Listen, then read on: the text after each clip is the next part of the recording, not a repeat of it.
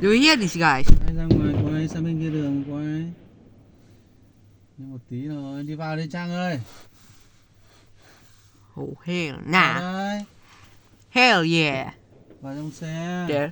Trang, No, there's đi vào not. đây. Vào đây đã ấy đâu. Chưa Stop. đến giờ.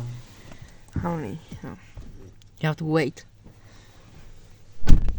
Have to wait. Còn 10 phút nữa thôi.